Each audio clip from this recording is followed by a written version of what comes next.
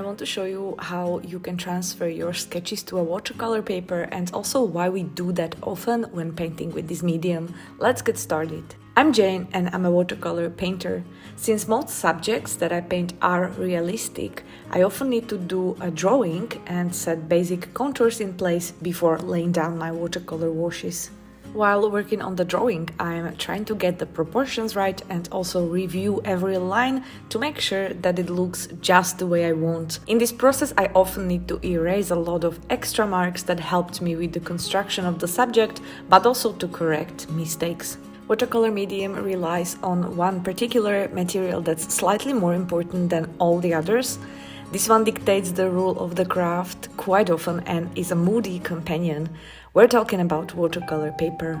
Watercolor papers are different as night and day. There is a ton of variations and I'll dedicate a separate video to this topic, but they have one thing in common and that's how delicate they are. What this means exactly is that you often experience troubles when laying down watercolor washes if the paper has been mishandled. This includes touching the paper, paper gathering dust before use, but also erasing. This especially weakens the surface and often influences how well the paper reacts towards layering of the paint. It can be really bothersome, especially if you're working on an important piece. That is why it is a good idea to create your sketch on a separate piece of paper. I just use copy paper most of the time. You can erase and correct without restrictions and then simply transfer your sketch to a watercolor paper.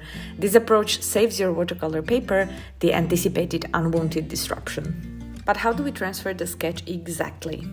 The easiest way that does not require extra tools is to create a layer of graphite on the back side of your sketch and simply press the sketch onto your watercolor paper. You can use a graphite stick, but also just a regular pencil. Graphite stick has a larger surface and therefore it's slightly faster.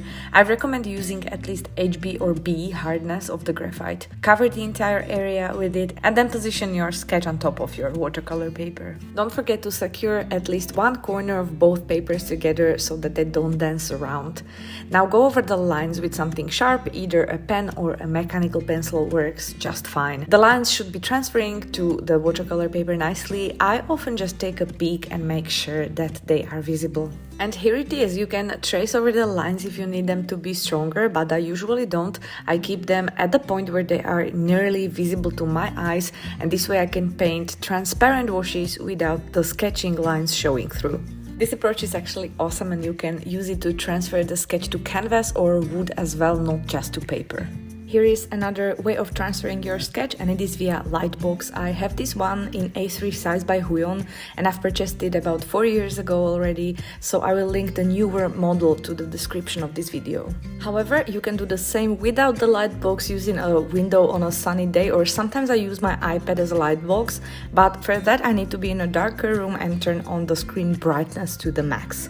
The use of the Lightbox is pretty straightforward. Just place the watercolor paper on top of your sketch and lightly trace over the lines.